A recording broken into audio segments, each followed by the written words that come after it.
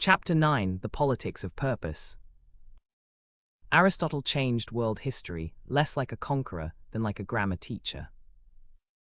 Conquerors redraw maps.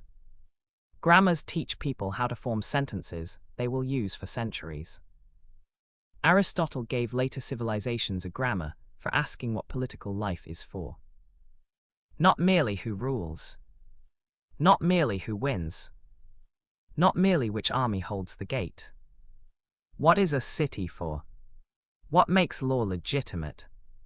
What kind of human being does a regime produce? What does it mean for a community to flourish?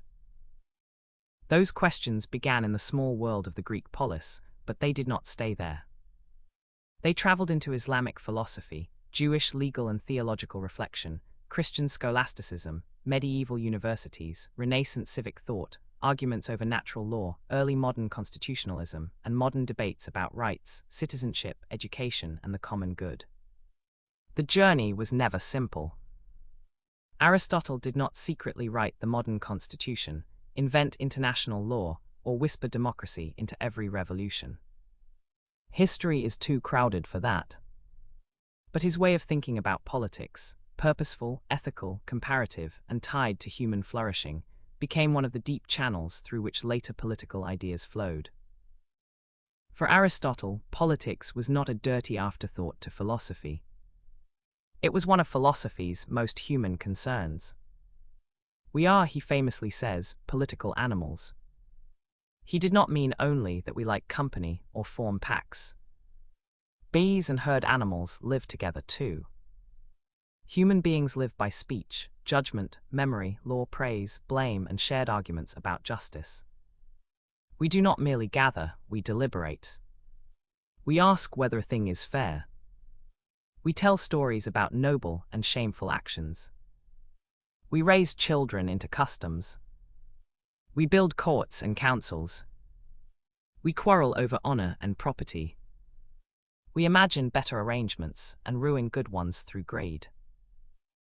The city, for Aristotle, exists not only so people can survive, but so they can live well. That claim is the seed of his political influence. To live well meant more than comfort. It meant eudaimonia, flourishing, a life in which human capacities are exercised excellently over time. A good political community should make such a life more possible. Laws should help form habits. Education should shape character.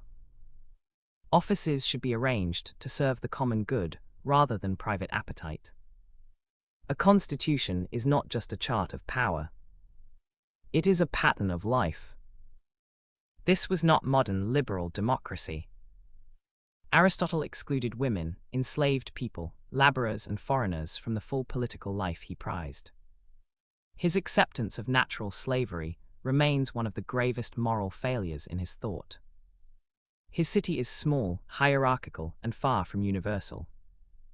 Yet within that narrow frame, he developed a question that later thinkers could turn against the narrowness itself. If politics exists for human flourishing, who counts as fully human? If law must be ordered to the good, can a law that degrades persons really be law in the fullest sense? If reason is central to political life, why should reasoned participation be restricted to a privileged few? Aristotle did not answer those questions as we would wish. But his framework helped later people ask them with force. One reason his politics traveled was that he compared regimes without surrendering to fantasy. Plato had imagined ideal forms with dazzling intensity. Aristotle looked more like a field researcher. He and his school collected constitutions, studied cities, and classified governments by who ruled and for whose benefit. Kingship, aristocracy, polity, tyranny, oligarchy, democracy in its distorted form, these categories were not just labels. They were moral diagnoses. Rule by one few, or many, could be good if aimed at the common advantage. Each could become corrupt when rulers served themselves. That comparative habit mattered. It taught later readers to analyze institutions rather than merely bless rulers. A monarchy could be lawful or tyrannical. Rule by the wealthy could claim order while masking exploitation. Rule by the many could defend freedom or collapse into faction. No regime could be judged by its name alone. One had to ask about ends, laws, stability, education, property, class conflict, and the character of citizens. This was political science before modern political science, imperfect, ancient, empirical in aspiration, morally charged. As Aristotle's works moved through the Arabic-speaking world, his political thought did not always travel as smoothly as his logic and metaphysics. Some texts were lost, partial, or less available. Plato's Republic and Laws often dominated Islamic political philosophy more visibly. Yet Aristotelian ideas about virtue, practical reason, nature, causation, and the ordering of human life entered the bloodstream of thinkers who cared about law and governance. Al-Farabi, Avicenna, Averroes, and Jewish philosophers such as Maimonides worked in worlds where philosophy had to speak beside revelation. What is the relation between the philosopher and the prophet? How should law guide a community? Can reason understand the ends of human life? These are not Aristotle's questions alone, but Aristotelian tools helped sharpen them. The greatest political transformation of Aristotle in the West came through Christian scholasticism, especially Thomas Aquinas. Aquinas inherited Aristotle through Greek texts, Latin translations, and Arabic commentaries. He took Aristotle's claim that human beings are social and political, and placed it inside a Christian universe. Human law for Aquinas should serve the common good. It should be rational, publicly promulgated, and made by legitimate authority. Natural law is the rational creature's participation in divine law. The details are Christian, but the skeleton is partly Aristotelian. Nature has intelligible ends, human beings flourish through virtue, law shapes moral life, and politics is not reducible to force. From this synthesis came a durable language of natural law. It did not always produce freedom, it could be used conservatively, even oppressively. But it also gave critics of arbitrary power vocabulary. If law is answerable to reason and the common good, then rulers are not pure owners of their subjects. If human beings have a nature with goods proper to it, then political authority can be judged by whether it protects or violates those goods. Medieval and early modern arguments about tyranny, just rule, property, war, and conscience drew from many sources: Roman law, scripture, canon law, local custom. But Aristotelian and Thomistic habits of reasoning helped organize them. The schoolroom mattered as much as the throne room. For centuries, educated people in Europe learned logic, categories, causes, and disputation in an Aristotelian key. This shaped how lawyers argued, theologians distinguished, administrators classified, and scholars debated. A political culture is not made only by manifestos. It is made by training, how people define terms, weigh objections, infer conclusions, and imagine the relation between nature and norm. In the Renaissance, Aristotle met new rivals and new uses. Humanists sometimes preferred Cicero, Livy, and the drama of Republican Rome to scholastic commentaries. Machiavelli broke sharply from older moralized politics by looking at power with colder eyes. New science began to undermine parts of Aristotelian natural philosophy.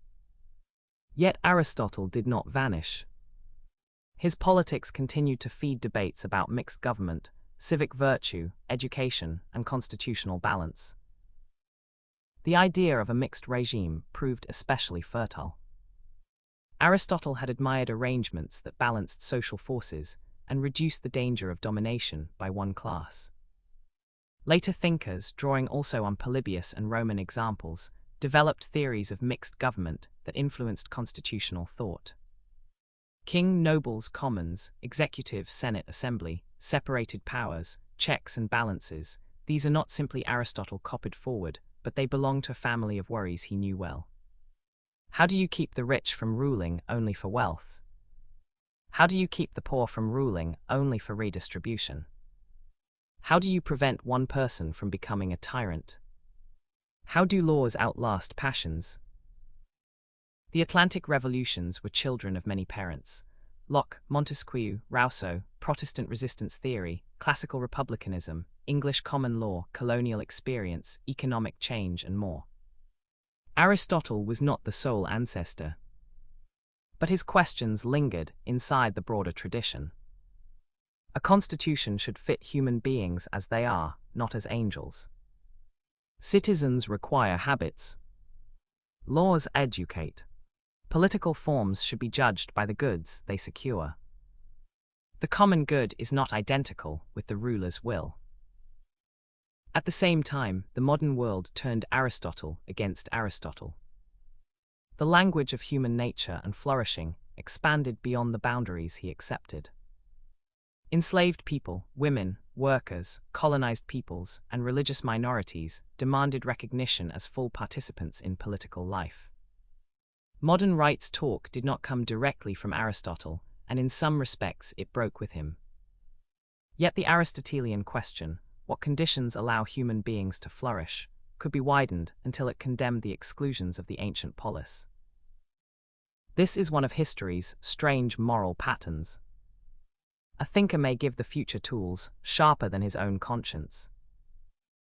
Aristotle's influence also reached the practice of administration and knowledge. His love of classification encouraged later habits of ordering the world: species, sciences, laws, offices, faculties, jurisdictions. Classification can be humane when it clarifies. It can be dangerous when it freezes living persons into ranks. The same impulse that helps a botanist distinguish plants can tempt a ruler to sort human beings into supposedly natural hierarchies. Modern bureaucracy, colonial administration, and scientific racism cannot be blamed on Aristotle alone, far from it, but his legacy forces us to ask how the desire for order can become domination when severed from justice. That is why any honest account of Aristotle's global political legacy must include the shadow. His defense of natural slavery gave later defenders of slavery a prestigious ancient weapon, even when their uses differed from his own context. His claims about women's lesser authority reinforced patriarchal arguments. His teleological habit could make existing social arrangements look natural simply because they were familiar. If everything has a proper end, who decides the end of a servant, a wife, a citizen, a foreigner? Too often the powerful answered. Modern criticism is not an optional footnote. It is part of the legacy. Feminist philosophers, historians of slavery, democratic theorists, and post-colonial critics have all pressed on the places where Aristotle's account of nature served exclusion. They remind us that reason can be trained by prejudice. Observation can be selective. A theory of flourishing can become cruel if it begins by denying the full humanity of some people. Yet Aristotle remains useful precisely when read with that criticism awake. His best political thought asks us to connect institutions with character. This is urgently modern. Democracies do not survive by procedures alone. Courts, elections, legislatures, schools, and newspapers depend on habits: truthfulness, courage, restraint, fairness, willingness to lose, willingness to listen, anger disciplined by law, ambition disciplined by service. Aristotle understood that regimes form people, and people in turn preserve or destroy regimes. In the 20th and 21st centuries, this insight returned through debates about civic virtue, communitarianism, republicanism, and deliberative democracy. Thinkers worried that liberal societies, if built only on individual choice and private preference, might forget the common goods that make choice meaningful. Others warned rightly that talk of the common good can be used to crush pluralism. The Aristotelian challenge is to hold both truths. Human beings need shared purposes, and shared purposes must not become a mask for coercion. His politics also echoes in development theory and the capabilities approach, especially in the work of Martha Nussbaum and Amartya Sen. Instead of measuring societies only by wealth, the capabilities approach asks what people are actually able to do and be. Can they live a normal lifespan? Learn. Participate politically. Form relationships. Move safely. Use imagination and reason. This is not Aristotle revived unchanged. It is Aristotle corrected by modern equality, feminism, economics, and human rights. But the family resemblance is clear, flourishing is richer than possession, and institutions should be judged by the lives they make possible. On the global stage, Aristotle's influence is more diffuse, but still visible in the expectation that politics must justify itself. International law, human rights declarations, constitutional courts, public reason, and institutions like the United Nations arise from many histories, including Stoic cosmopolitanism, Roman law, Christianity, Islam, Enlightenment thought, anti-colonial struggle, and the horrors of war. Aristotle's polis is not the United Nations, but the ancient art of asking about ends, justice, proportionality, and the common good belongs to the background of a world that still hopes power can be made answerable to reason. That hope is fragile. The modern state can be rationally organized and still be monstrous. Bureaucracy can serve welfare or surveillance. Education can cultivate judgment or propaganda. Appeals to nature can defend dignity or hierarchy. Aristotle does not save us from these dangers. He helps name them. The historical turn, then, is not Aristotelianism conquered the world. It is subtler. Aristotle helped teach later cultures to see politics as an ethical craft. He gave them questions about purpose, law, virtue, regime, education, and the common good. Those questions were translated, baptized, Islamized, Judaized, secularized, rejected, revived, and criticized. They crossed borders because every society must ask how power should be ordered and what kind of life its order serves. Picture the path from the Lyceum outward. First, a small school gathering constitutions in Athens. Then commentators in late antiquity preserving and arranging difficult texts. Then translators carrying Greek thought into Syriac and Arabic. Then philosophers in Baghdad, Bokhara, Cordoba, Cairo, and Fez arguing about reason and revelation. Then Latin scholars in Paris and Oxford building scholastic systems. Then Renaissance humanists and early modern jurists asking how republics, kingdoms, and peoples should be governed. Then modern democrats and critics widening the circle of political humanity far beyond Aristotle's own city. The path is not straight. It doubles back, disappears, reappears under other names. But the question remains, what is political life for? Whenever a court says a ruler is not above the law, Aristotle's concern for reasoned order is nearby, though not alone. Whenever a teacher says citizenship requires character, his shadow lengthens. Whenever a reformer asks whether a society's institutions actually help people flourish, the old language of ends has returned. Whenever a critic exposes the false naturalness of hierarchy, Aristotle is both defendant and witness. His global political legacy is therefore mixed, living, and unfinished. He gave the world a politics of purpose. We have inherited the task of making that purpose more truthful, more inclusive, and more humane than Aristotle himself managed to imagine.